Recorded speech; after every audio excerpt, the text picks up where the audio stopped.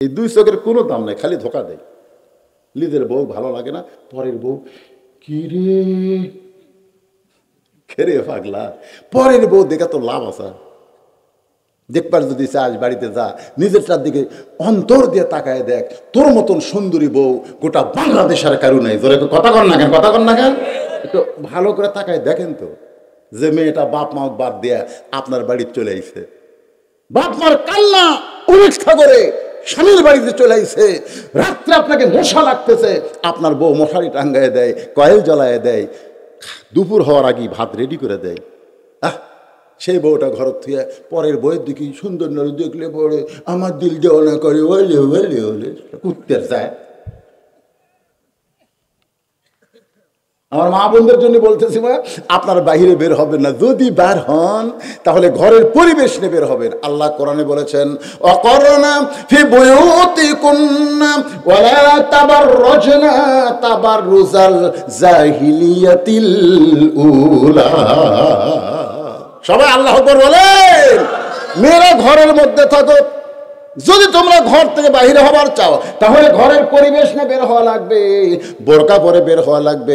এই বোরকার কাপড় হবে কালো রং। জোরে কোন কি রং? আপনারা বলেন তো, কালোর প্রতি মানুষের আকর্ষণ কম না বেশি? কম।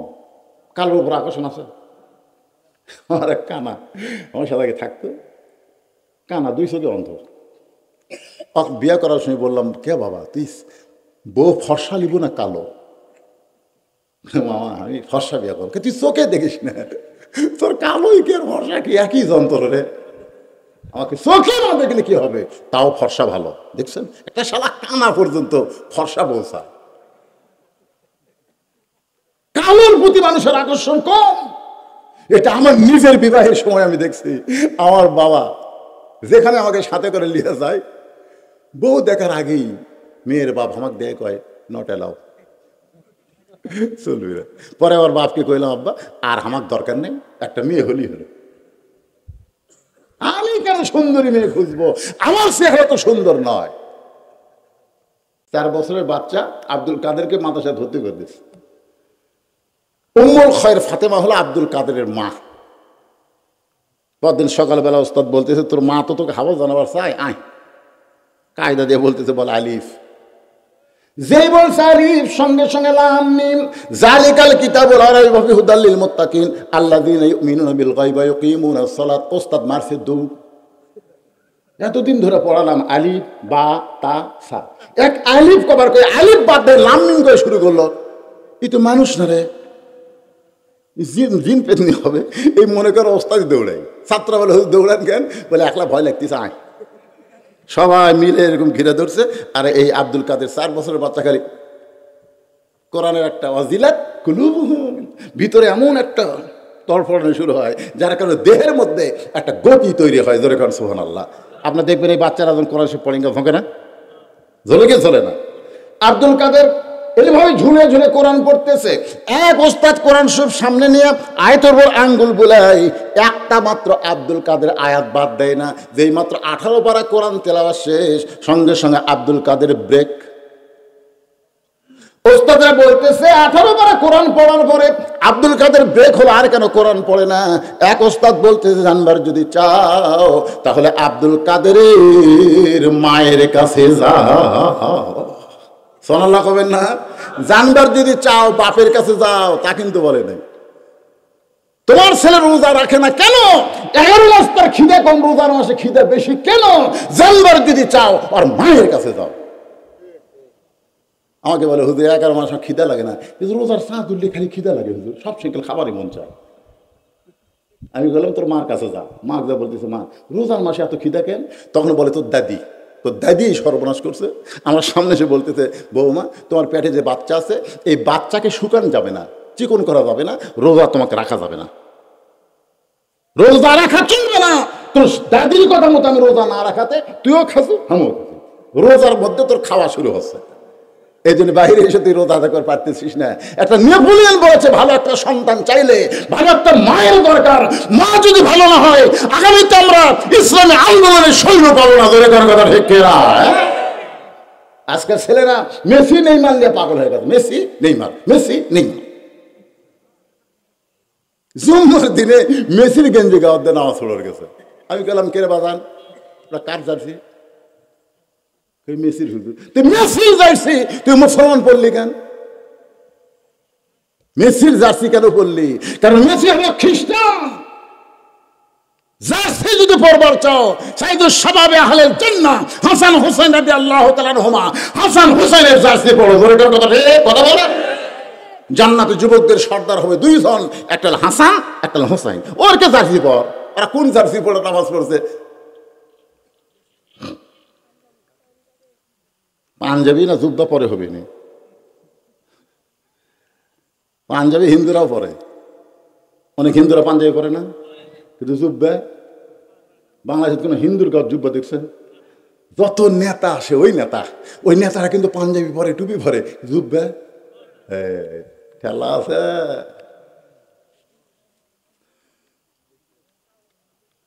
খাদিজাতুল কুবরা, একটু মনোযোগ দিয়ে শুনবেন। আমাদের মা, সেই মায়ের নামে মাদ্রাসা। আপনাদেরকে বললাম ভাইজান, এই মাদ্রাসা একটা কোরআন শরীফ দান করার সবচাইতে বড় দান হলো আল্লাহর কোরআন। সুবহানাল্লাহ। 500 টাকা নাই আপনাদের কাছে? 500 টাকা নাই? কোন আল্লাহর পাগল পারের দিকে আগে 500 টাকা বের করতে? আর দেখা দেখি যত লোক দান করবে ও তো সওয়াব পাবেই। যত লোক দান করলো তার একটা সওয়াবের অংশ আল্লাহকে দিয়ে দিবে। মাশাআল্লাহ, দুটা দেন, একটা না দেন। বাপ মা বেঁচে আছে, দুটাই মারা গেছে, দুইজনের নামে দুটা করে দেন। কি করবেন আপনি? দিবার তখন শাশুড়ি হাই হাইয়ার 2 টাকা চোদেন পকড়া ধরেন ফেরত দেন। মাশাআল্লাহ, 2টা কোরআন শরীফ। আমার ভাইয়ের নাম কি? মোফাজ্জল হোসেন ভাই। বাপ মা দুইজনই কবরে চলে গেছে। বাপ মার জান্নাতের আশায় 2টা কোরআন বাবদ 1000 টাকা করছে দান। আল্লাহ তার বাপ মার কবরকে জান্নাত বানায় দেন। আপনার জন্য দোয়া করবো। বাপ মা বেঁচে আছে নাই কি ভাই? কথা কনে ভাই রে, কথা কন না। ও আচ্ছা আচ্ছা আচ্ছা, হা অসুস্থ। আল্লাহ 2টা কোরআন শরীফ বাবদ 1000 টাকা দান করেছে। আল্লাহ তাকে পুরাপুরি সুস্থ করে দেন। ধরে কন আমিন। বাপ মা যদি কবরে যায়, এই দানের উসিলায় বাপ মার কবরকে জান্নাতের টুকরা বানায় দেন। একজন যুবক মাঝখান থেকে দৌড়ে আসলো, দেখেন কোরআনের পাখি আল্লামা সাইদি 50 বছর কোরআন তাফসীর করলো, তারপরও বাংলার জমি আপনি একলাই দিলেন নাকি? 3 জন মিলে 3টা কোরআন বাবদ 1500 টাকা দান করেছে। আল্লাহ দানকে কবুল করেন। যে নিয়তে দান করলো আল্লাহ তাদের নেক নিয়ত নেক আশা কবুল করেন। জোরে কোন আমিন। একটু জোরে বলে আল্লাহুম্মা আমিন। আর একজন আল্লাহর বান্দা কোরআন শরীফ বাবদ আপনার 500 টাকা দেওয়া মানে এই মাদ্রাসায় একটা কোরআন শরীফ দান করা। সবচাইতে বড় দান হলো আল্লাহর, কথা কয় না, আল্লাহর কোরআন। সেই কোরআন শরীফ আমি চাইছি মা খাদিজার মাদ্রাসায়। এখানে কত আল্লাহর বান্দা আছে, 100টা কোরআন শরীফকে আপনারা দিতে পারবেন না ইচ্ছা করলে? এমন আল্লাহর বান্দা আছে 1 লাখ 10টা দেবার পর 1 লাখ। এই জুব্বা সাধারণ কোনো জুব্বা নয় মা। এই জুব্বার সঙ্গে আল্লাহর কোরআনের সম্পর্ক রয়েছে। তোর মা চাইছে বলি আমি এই জুব্বা তোমার মাকে কাফনের কাপড় হিসেবে দিয়া দিলাম। আল্লাহ রাসূল দিছে না মা খাদিজা চাচ্ছে? কতজন চাইছে না দিছে? ফাতেমা জুব্বাখানা নিয়ে মাকে কাফনের কাপড় পরানোর জন্য ঘরের মধ্যে ঢুকতেছেন। ফাতেমার সামনে নবী পিছনে পিছনে। অথচ আল্লাহ কোরআনে বলেছেন আমার নবী যখন রাস্তা চলবে নবীর সামনে যাওয়া শক্তি কারো নাই, কিন্তু নবী পিছনে পিছনে ফাতেমার সামনে দেওয়ার কারণে হলো আল্লাহ নবী ফাতেমাকে মায়ের সম্মান দিয়েছে। সুবহানাল্লাহ না? একদিন বলতেছে আল্লাহ নবী, কুলসুম আমার মেয়ে, জয়নাব আমার মেয়ে, রোকে আমার মেয়ে। হাসান হোসেন খালি মুখের দিকে বারবার তাকায়। নবী বললেন কুলসুম আমার মেয়ে, জয়নাব আমার মেয়ে, রোকেয়া হলো আমার মেয়ে। 3 বার বলার পরে হাসান হোসেন বলে না না, গরিব বলে আমার মায়ের কথা কি তোমার মুখে আসতেছে না? গরিব বলে আমার মায়ের কথা কি তুমি বলবা না? নবী বললেন হাসান হোসেন রে, ফাতেমা আমার মেয়ে নয় রে, ফাতেমা হলো আমার মা। তাইফের ময়দান থেকে রক্তমাখা শরীর নিয়ে নবী যখন মক্কায়, মাত্র কয়েক মাস আগে খাদিজা দুনিয়া থেকে বিদায় নিছে। বিদায় নেওয়ার পূর্বে শুধু কাঁদতেন আর কাঁদতেন। মা ফাতেমা বলে মা আপনি এত কাঁদবেন কেন? খাদিজা বলতেছে আমি মরে গেলে তোর বাবার দেখাশোনা কে করবে? ফাতেমা বলতেছে মা আজ থেকে আমার বাবার দায়িত্ব আমি নিয়ে নিলাম। রাসূল বলে ফাতেমা বিয়ে দিলে স্বামীর বাড়ি চলে যাবি, তখন আমাকে দেখাশোনা কে করবি? ফাতেমা বলে বাবা বিয়েই বসবো না। বিয়ের কথা বললি ফাতেমা যখন কান্দে, আল্লাহ কয় কান্দা লাগবে না, আপনার কাছেই পাত্র বসে আছে। কই কে রে? আমার কাছে যেটা বসে আছে আল্লাহ গরিব কেউ নেই। আল্লাহ আমার কাছে বসে আছে পাত্রকে বলে আপনার আলী। নবী চুম করছে, আলী হচ্ছে আমার আপন চাচাতো ভাই। আবু তালেবের বেটা হচ্ছে হযরত আলী, তাহলে কি হলো? চাচাতো ভাই। আল্লাহ বলতেছে আমি ঘটকালি করতেছি, এর মধ্যে ফতুয়া জায়েজ নেই। ঘটককে এই গরিব আলীর সঙ্গে বিয়ে দিছে ফাতেমাকে। কাছে রাখার জন্য একটু মনোযোগ দেন। যারা মদিনায় গেছেন আল্লাহ নবীর রওজাও দেখেছেন, ফাতেমার বাড়িও দেখেছেন। যে দরজা দিয়ে নবী ফাতেমার বাড়িতে ঢুকতেন ওই দরজায় এবারে গিয়া আমি 11 বার দরুদ শরীফ আদায় করে গোটা বাংলার মুসলমানের জন্য দোয়া করেছি। নবী নাই রে দুনিয়ায়, কিন্তু নবী ঢোকার দরজা তো এখনো ফাতেমার বাড়িতে আছে। একটু মনোযোগ দেন। নবীর মেয়ে ফাতেমা আগে আগে, নবী পিছনে পিছনে। যেই মাত্র খাদিজার ঘরের মধ্যে ঢুকছে আল্লাহ নবী দরজা বন্ধ করে দিচ্ছে। নবী দরজা বন্ধ করে দিলেন। কিছুক্ষণ পরে ফাতেমা দরজা খুললো, রাসূল তাকায় দেখে ফাতেমা মুস্কি মুস্কি হাসতেছে। আপনারা যদি বিরক্ত হন আমি শেষ করে দিচ্ছি। ওটার কি দরকার? এই যে ওটা দেওয়া কি দরকার? এমনি তো যে অবস্থা, ওটা বসা করলে হবে? বিরক্ত হচ্ছেন, 12টা বাচ্চা শেষ করে দিই। তাহলে এত গুরুত্বপূর্ণ আলোচনা, যে মাত্র ফাতেমা কাঁদতে কাঁদতে নবী জুব্বা নিয়ে মায়ের ঘরে ঢুকলো কাফন পরাতে, সে ফাতেমা হাসতে হাসতে দরজা খুলেছে, নবী চমকে উঠছে। নবী বলতেছে ফাতেমা কাঁদতে কাঁদতে ঢুকলে, হাসতে হাসতে দরজা খুললে কারণ?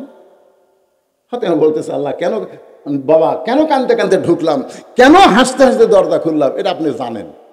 রাসূল বললেন মা তুই কাঁদতে কাঁদতে ঢুকলি এটা আমি জানি, কারণ মাকে মেয়ে কাফন পরাবে অবশ্যই কাঁদবে। তুই কাঁদতে কাঁদতে ঢুকলি এটা আমার জানা আছে, কিন্তু হাসতে হাসতে দরজা খুললি এটা আমি জানি না। এর দ্বারা কি বোঝা গেল? নবীকে না জানাইলে নবী জানে। অনেকে বলে আল্লাহ নবী গায়েব জানে। নবী গায়েব জানে?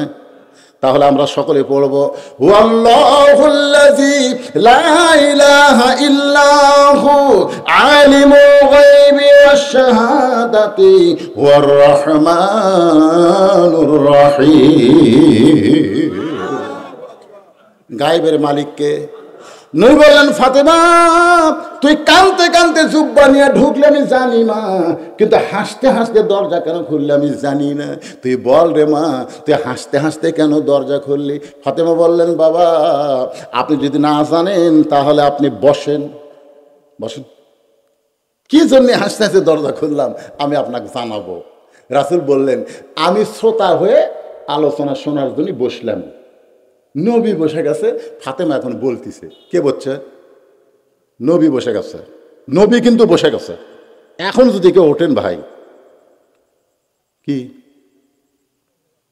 উঠবেন? কারা কারা উঠবেন হাত তুলুন তো দেখি। এই বুঝবার পারেনি রে, বুঝবার পারেনি রে। কি কারণে ফাতেমা হাসতে হাসতে দরজা খুললো? নবী জানে না। নবী বসে গেছেন জানার জন্যে। নবী বসে গেছেন। আর নবীর উম্মতেরা বিরক্ত না হয় একটু মনোযোগ দিয়ে শোনেন। ফাতেমা বলেন বাবা আপনার জুব্বা যখন আমার মাকে পরাতে যায় ইয়ানজুরু বিনুরিল্লাহ, এই দুই চোখ দেয় না, এই দুই চোখের কোনো দাম নাই, খালি ধোকা দেয়। নিজের বউ ভালো লাগে না, পরের বউ কিরে খেরে পাগলা, পরের বউ দেখা তো লাভ আছে। দেখবার যদি চাস বাড়িতে যা, নিজেরটার দিকে অন্তর দিয়ে তাকায় দেখ। তোর মতন সুন্দরী বউ গোটা বাংলাদেশের কারু নাই। জোরে কথা কর না কেন, কথা কর না কেন, একটু ভালো করে তাকায় দেখেন তো যে মেয়েটা বাপ মা বাদ দিয়ে আপনার বাড়িতে চলে আইছে, বাপ মার কান্না উপেক্ষা করে স্বামীর বাড়িতে চলে আইছে। রাত্রে আপনাকে মশা লাগতেছে, আপনার বউ মশারি টাঙ্গায় দেয়, কয়েল জ্বালায় দেয়, দুপুর হওয়ার আগে ভাত রেডি করে দেয়। সেই বউটা ঘর থেকে পরের বইয়ের দিকে সুন্দর নড়ে দেখলে পরে আমার দিল দেওয়া করে ওলে ওলে ওলে কুত্তের যায়। আমার মা বোনদের জন্য বলতেছি, মা আপনার বাইরে বের হবেন না, যদি বের হন তাহলে ঘরের পরিবেশ নিয়ে বের হবেন। আল্লাহ কোরআনে বলেছেন, অকরনা ফি বুয়ুতিকুন্না ওয়ালা তাবাররুজনা তাবাররুজাল জাহিলিয়াতিল উলা। সবাই আল্লাহু আকবার বলেন। মেয়েরা ঘরের মধ্যে থাকো, যদি তোমরা ঘর থেকে বাইরে হবার চাও তাহলে ঘরের পরিবেশ নিয়ে বের হওয়া লাগবে, বোরকা পরে বের হওয়া লাগবে। এই বোরকার কাপড় হবে কালো রং। ধরে কোন কি রং? আপনারা বলেন তো, কালোর প্রতি মানুষের আকর্ষণ কম না বেশি? কম। কালোর উপর আকর্ষণ আছে? আমার এক কানা আমার সাথে থাকতো, কানা, 2 চোখে অন্ধ। বিয়ে করার সময় বললাম, কে বাবা তুই বউ ফর্সা লিব না কালো? মামা আমি ফর্সা বিয়ে করবো। তুই চোখে দেখিস না, তোর কালোই কি আর ফর্সা কি একই যন্ত্র রে, আমাকে চোখে না দেখলে কি হবে? তাও ফর্সা ভালো। দেখছেন, একটা শালা কানা পর্যন্ত ফর্সা বলছা। কালোর প্রতি মানুষের আকর্ষণ কম। এটা আমার নিজের বিবাহের সময় আমি দেখছি। আমার বাবা যেখানে আমাকে সাথে করে নিয়ে যায়, বউ দেখার আগেই মেয়ের বাপ আমাকে দেয়, কয় নট এলাও, চলবি না। পরে আমার বাপকে কইলাম, আব্বা আর আমার দরকার নেই, একটা মেয়ে হলেই হলো। আমি কেন সুন্দরী মেয়ে খুঁজবো? আমার চেহারা তো সুন্দর নয়। কিন্তু একটা মেয়ের বাবা আমার যোগ্যতার দিকে তাকায় আমার সঙ্গে বিয়ে দিল, সব কিছু ছেড়ে আমার বউটা চলে আসলো আমার কাছে। সেই বউয়ের সাথে সুন্দরী দুনিয়াতে আর কে আছে? দেখতে হবে চোখ দিয়া। রাসূল বলে, ইত্তাকু ফিরাসাতাল মুমিনিনা ফাইন্নাহু ইয়ানজুরু বিনুরিল্লাহ। ফাতেমা বলতেছে, বাবা আমি তাকায় দেখি আমার মাকে আপনার জুব্বা পরানোর আগে কে জানো জান্নাতের পোশাক পরায়া দিছে। সঙ্গে সঙ্গে নবী হাতটা মাটির মধ্যে দিয়া ফাতেমার সামনে ছোট বাচ্চার মতন কান্না শুরু করছে। ফাতেমা বলে, বাবা মায়ের পরনে জান্নাতের পোশাক দেখে আমি হাসতেছি আর আপনি কাঁদতেছেন, কারণ কি? রাসূল বলে, ফাতেমা এই কান্না কোনো দুঃখের কান্না নয় মা, এই কান্না হলো আমার আনন্দের কান্না। এই দুনিয়াতে সর্বপ্রথম আমাকে নবী বলে স্বীকার করেছে, বল সে কে? সর্বপ্রথম আমাকে নবী বলে স্বীকার করেছে সেই মহিয়সী নারী হলো তোমার মা। সর্বপ্রথম আমাকে নবী বলে স্বীকার করেছে তোর মা, আমার বউ। তুই কি মনে করিস ফাতেমা, বউ হইয়া সর্বোত্তম নবী স্বীকার করা এটা জাতা কথা? আপনার খেয়াল করে দেখবেন, আমাদের বাংলাদেশে যারা ডাক্তার তাদের বাচ্চা নেওয়ার সময় বউকে কিন্তু সিজার করায় না, কারণ বড় ডাক্তার জানে সিজার করলে বাচ্চারও ক্ষতি, মায়েরও ক্ষতি। এজন্য ডাক্তারের বউ কি হয় না, সিজার হয় না। দেখবেন মৌলানাদের বাড়িতে কোনোদিন মিলাদ হয় না, কেন? ওরা জানে মিলাদ হলে একটা ফাও জিনিস, খামা খা, পরের বাড়ি পড়ায় আর খাই। আর 3 নম্বর কথা হলো, পীরের বউ কোনোদিন মুরিদ হয় না, কারণ পীরের বউ জানে আমার পীর সাহেব মাঝে মধ্যে মুরিদের বইয়ের দিকে চোখ মারে, এই লুচ্চার কাছে কে মুরিদ হবে? কয়টা করলাম ধরে কোন কয়টা? একটা হলো ডাক্তারের বইয়ের সিজার লাগে না, মৌলবীর বাড়িতে মিলাদ হয় না, আর পীরের বউ মুরিদ হয়। কিন্তু সর্বপ্রথম যিনি নবী বলে স্বীকার করেছেন ওইটা কিন্তু নবীর বিবি খাদিজা। তার মানে বোঝা গেল আমার নবী বাহিরেও যেমন ভিতরেও তেমন। আমরা বাহিরে কত ওয়াজ করি আর বাড়ি যায় জুতো মুছে দে, জুতো মুছে দে, আমার ওয়াজ আছে আজকে ময়মনসিংহে, কাপড় মুছে দে, মানে খালি সামরিক শাসন। বহু দৌড়াতে একটা একটা পুড়ে যায় হাতে। অথচ আয়েশা বলেছে, আমি যদি ঘরের মধ্যে দিয়ে খাবার আছে, পানি নাই, পানি আনার জন্য বলতে হয়নি, আমার নবী আমার স্বামী মশক নিয়ে চলে গেছে, পানি নিয়ে চলে আসতেছে। একটা মিষ্টি মিষ্টি কদু লাউ আমি কাটতে পারি না, আমার নবী এসে কেটে দিলেন। আমি বললাম, আপনি আল্লাহর নবী। রাসূল বলে, আয়েশা যতক্ষণ তোমার কাছে থাকবো ততক্ষণ নবী হিসেবে থাকবো না, আমি তোমার স্বামী হিসেবে থাকতে চাই। হুন্না লিবাসুল লাকুম ওয়া আনতুম লিবাসুল লাহুন্না। স্বামী হলো বিবির পোশাক, বিবি হলো স্বামীর পোশাক। ধরে কান সুবহানাল্লাহ। আল্লাহর নবী খাদিজার দেহকে নিজের হাতে সম্মানের সঙ্গে কবরে নামাই দিলেন। খাদিজার 2 নম্বর চা হলো, আপনার পবিত্র হাত দিয়ে আমাকে কবরে নামাবেন। কবরে মাটি দেওয়ার পরে সবাই যখন চলে গেছে, এমন সময় আল্লাহর নবী কবর থেকে নড়ে না। ঘন্টার পর ঘন্টা হয়ে যায়, মুনকির নাকির কবরে আর আসতেছে না। এক সময় রাসূল বলে, মাবুদ, কবরে মাটি দেওয়ার অনেক সময় চলে গেল, মুনকির নাকিরকে পাঠাবেন না? আল্লাহ বলে, হাবিব, আপনি যদি কবরের কাছে থাকেন তাহলে মুনকির নাকির কেমনে যায়? আপনি সরে যান। আল্লাহ নবী বলে, আল্লাহ, আমি খাদিজার 3টা প্রশ্নের উত্তর দিব, খাদিজা দিবার পারবে না, তার পক্ষ থেকে আমি দিবার চাই, এই জন্য আমি কবরের পাশে দাঁড়ায় আছি। আল্লাহ ডাক বলে, হাবিব রে, আপনি শুধু খাদিজাকে ভালোবাসেন এইটা মনে করেন না, আমি আল্লাহ ভালোবাসি। নবী চমকে গিয়ে বলে, আল্লাহ, খাদিজা আমার বিবি হয়, এই কারণে খাদিজাকে আমি ভালোবাসি, কিন্তু খাদিজা আপনার কে হয়? আল্লাহ বলে, হাবিব রে, আমার বাপ মা নাই, আমার সন্তান সন্ততি নাই, কিন্তু আমার বান্দা বান্দি আমার সব চাইতে আপন। ফাদখুলি ফি ইবাদি ওয়াদখুলি জান্নাতি।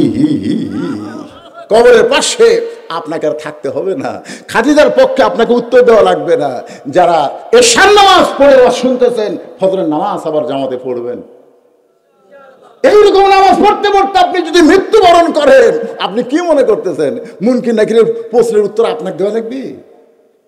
হ্যাঁ, কবরে যেই মুনকির নাকির ঢুকছে, আমার নামাজ দাঁড়িয়ে বলতে চাই, মুনকির নাকির কি প্রশ্ন করবে আইছি? 1 নম্বর প্রশ্ন হলো, মান রব্বুকা। নামাজ বলতেছে, যে লোকটা সারা জীবন 5 ওয়াক্ত করে নামাজ পড়ছে, কয় ওয়াক্ত পড়ছে? মুনকির নাকির কয়, সারা জীবন 5 ওয়াক্ত করে পড়ছে, কয় ওয়াক্ত? আমরা তো হিসাব জানিস না, প্রশ্ন করবার চুকা। মুনকির নাকির মসজিদে ঢোকার পরে যে লোকটা প্রথম নিয়ত বাঁধার পরেই বলেছে আলহামদুলিল্লাহি রাব্বিল আলামিন, রুকুতে গিয়ে বলেছে সুবহান রাব্বিয়াল আযীম, সেজদাত বলে সুবহান রাব্বিয়াল আলা। দুনিয়াতে এতবার রব রব করে জিকির করে আবার কবরের মধ্যে আরামের ঘুম দিছে। আমার প্রশ্ন, মুনকির নাকির কয়, আল্লাহ তোমার বান্দাক মান রব্বুকা প্রশ্ন করাতে নামাজ যে খেপা খেপছে, আমরা তো বিপদে পড়ে গেলাম। আল্লাহ কয়, মুনকির নাকির যে নামাজ নিয়ে কবর আইছে তার রবের উত্তর হয়ে গেছে। যেরকম সুবহানাল্লাহ। আপনি কি মনে করছেন আপনি কষ্ট করে নামাজ পড়বেন? এখন না হয় গরমের দিন ফজরের নামাজ পড়তে খুব সমস্যা হচ্ছে না, মাঘ মাসে কঠিন শীতের মধ্যে আসসালাতু খায়রুম মিনান নাওম শোনার সাথে সাথে নামাজেরা কি করে? কম্বল ফেলে দেয়। দেখেন সাইজ কি, তোষক মনে রাখছি, ব্যালুস এক সাইডে থাকে। তুই কি মনে করছিস রে? এই কম্বল, এই তোষক, তুই কি মনে করছিস? মুয়াজ্জিন ডাকতেছে আল্লাহর ডাক, আর আমি ঘুম পারবো? আমি সেই নাফরমান? ঠান্ডা পানিতে উযু করে যখন মসজিদে যায়, ফেরেশতাকে আল্লাহ কি করতেছে? আল্লাহ কাছে সাক্ষী থাক, যদি বদরের জিহাদ হইতো আজকে বাংলাদেশে, এই ব্যক্তি 1 নম্বর অংশগ্রহণ করতে। যখন সুবহানাল্লাহ। ভাইজান, যুবকেরা, বুড়া হয়ে নামাজ ধরলে কাম হবে না। বুড়া বয়সে যখন আর চুরি করবার পারে না, যখন আর চুরি করার শক্তি নাই, তখন তওবা করতেছে, আল্লাহ আমি আর চুরি করবো না, আল্লাহ আমি আর চুরি করবো না। আল্লাহ কই, তুই লড়াই পারিস না, চুরি করবো কেমনে? বুড়া বয়সে নামাজ ধরলে হবে না বাজান। যৌবন বয়সে আল্লাহর ইবাদতকে গ্রহণ করা লাগবে। হাসরের ময়দানে আল্লাহ বলবেন, শৈশব বুড়াকালের কোনো হিসাব দেওয়া লাগবে না, যৌবনকালের হিসাব দিয়া জান্নাতে যা। আমরা সবাই ফজরের নামাজ জামাতে আদায় করবো ইনশাআল্লাহ। ওয়াজ শোনার পরে ফজর যদি আবার মিস করেন, তাহলে আল্লাহ কমিটিকে ধরবে, বক্তাকে ধরবে। এই জন্য বারবার ঘড়ি দিকে আমাকে ওয়াজ করতে হচ্ছে। মনোযোগ দিয়ে শোনেন, আল্লাহ নবী খাদিজার প্রশ্ন উত্তর দিবার পারেন নাই, আল্লাহ পাক উত্তর দিয়েছে। রাসূল বলে, আল্লাহ খাদিজার উত্তর আপনি কেন দিলেন?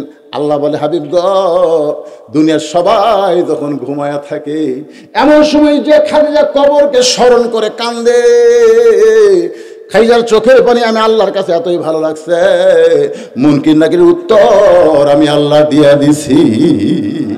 ইজা আসাবাতুহুম মুসিবাতুন, সকলে বলেন ইন্না লিল্লাহি ওয়া ইন্না ইলাইহি রাজিউন। এ বাবা, তোরা যদি এত গল্প করিস না, তোর কে কথা এটা বুঝতে পারে? ব্যাগলা ঢুকবো, যা যা, কে ঢুকিস না কে ব্যাগলে? ব্যাগ কি করলে রা? যা, 10 টাকা 20 টাকা 50 টাকা 100 টাকা যে যা দেয়, এরা ব্যাগ লিয়া যাওয়ার জন্য বসে আছে। বাজান ওঠেন না, বাজান 10 টাকা 20 টাকা দিয়ে সামিল হন, বাজান দেন, সবাই দেন, আল্লাহর রাস্তায় দেন। যাও যাও, নামো, কি কামে আগে থেকে বুঝাই দেয়নি নাকি সৈন্যগুলো? যাও ভিতরে ঢোকো, যাও সবাই ঢোকো। মা বোনদের মধ্যে মেয়েরা ঢুকবে, আল্লাহর রাস্তায় 10 20 50 100 যে যা পারবেন আল্লাহর রাস্তায় দান করবেন। সবাই জিকির করেন, এই ব্যাগের মধ্যে দেন, দেন দেন, সবাই দেন। ঠেলা দিয়েন না, মসজিদের বাক্স অনেকে ঠেলা মারে, পকেটে তো 10 20 টাকা নাই, ঠেলা মারিস কেন? যেটা দিবেন ওইটা জান্নাতের ব্যাংকে আল্লাহ অ্যাকাউন্ট করে খুলে দিবে। সবাই জিকির করেন লা ইলাহা ইল্লাল্লাহ রহমানুস সালাম আমিনকাস সালাম তাবারাকা ইয়া যাল জালালি ওয়াল ইকরাম। আল্লাহ, বড় কষ্ট করে মেহনত করে তোমার পাগলেরা আজকের জান্নাতের বাগান লাগাইছে তোমার মাদ্রাসার জন্য। আল্লাহ মেহেরবানি করে মা খাদিজাতুল কুবরা মাদ্রাসাকে কিয়ামত পর্যন্ত কবুল করে নাও। এই মাদ্রাসায় যারা সহযোগিতা করতেছে, মাদ্রাসার ব্যাপারে খাটাখাটনি যারা করতেছে, আমার মা খাদিজার ওসিলায় তাদের সকলকে আল্লাহ তুমি মাফ করে দাও। আল্লাহ, আজকে যারা নগদে বাকিতে দান করেছে, করবে, আল্লাহ সকলের দানগুলোকে জান্নাতের বিনিময়ে কবুল করো। ও মাবুদ, আমরা যারা হাত তুলেছি, আমাদের জন্ম দখনি মা বাবা যাদের কবরের ঘরে চলে গেছে, সবাই বলেন রব্বির হামহুমা কামা রব্বায়ানি সগীরা। আল্লাহ বাপ মার কবরকে জান্নাতের টুকরা বানায় দেন। আজকের মাহফিলের সভাপতি, সহসভাপতি, প্রধান অতিথি, বিশেষ অতিথি আল্লাহ আপনি কবুল করেন। আল্লাহ মাদ্রাসার সভাপতি, সেক্রেটারি, ক্যাশিয়ার, মাদ্রাসার জায়গা দিয়েছে, মাদ্রাসার ব্যাপারে কষ্ট করতেছে, আল্লাহ মাদ্রাসার ওসিলায় তাদের সকলকে জান্নাতে কবুল করে। পর্দার অন্তরালে বসে বসে আমার মা বোনের আলোচনা শুনেছে, আল্লাহ সবাইকে ফাতেমা খাদিজার মতো কবুল করে।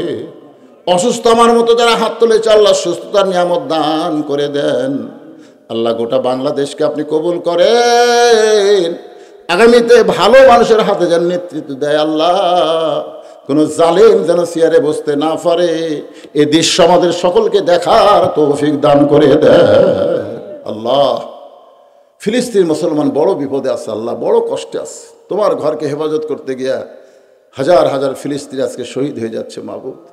আল্লাহ, কাবাঘর যখন আব্রাহা ধ্বংস করতে চেয়েছিল, আবিল পাখি দিয়ে কাবাঘর হেফাজত করলা। তোমারই ঘর তো বাইতুল মুকাদ্দাস, আল্লাহ তুমি বাইতুল মুকাদ্দাসকে হেফাজত করো। দরকার হলে পৃথিবীর মানচিত্র থেকে হিন্দুকে তুমি ধ্বংস করে দাও আল্লাহ। সবাই জোরে বলে আল্লাহ আমিন। ধ্বংসের কথা আল্লাহ বলেছেন, তাব্বাত ইয়াদা আবি লাহাবিও ওয়া তাব্বা। আল্লাহ বলেছেন আবুল আহাবের হাত ধ্বংস হোক। আবুল আহাবের চাইতেও ইসরায়েলের ইহুদি আরো বেশি খারাপ। যেভাবে তারা মুসলমানদেরকে নির্যাতন করতেছে, আল্লাহ পৃথিবীর মানচিত্র থেকে এই শয়তান ইহুদিদেরকে তুমি ধ্বংস করে দাও আল্লাহ। আল্লাহ, তোমার বাইতুল মুকাদ্দাসকে তুমি হেফাজত করো আল্লাহ। আল্লাহ, কে কোন নিয়তে হাত তুলেছে আল্লাহ, সকলের নেক নিয়ত, নেক আশাকে তুমি কবুল করো আল্লাহ। যে যা নিয়ত করে হাত তুলেছে আল্লাহ, যেদিন দুনিয়া থেকে চলে যাব চিরদিনের জন্য, সেদিন আমাদের জবানে তুমি জারি করে দিও লা ইলাহা ইল্লাল্লাহু মুহাম্মাদুর রাসূলুল্লাহ সাল্লাল্লাহু আলাইহি ওয়াসাল্লাম। আসসালামু আলাইকুম ওয়া রাহমাতুল্লাহি ওয়া বারাকাতুহু।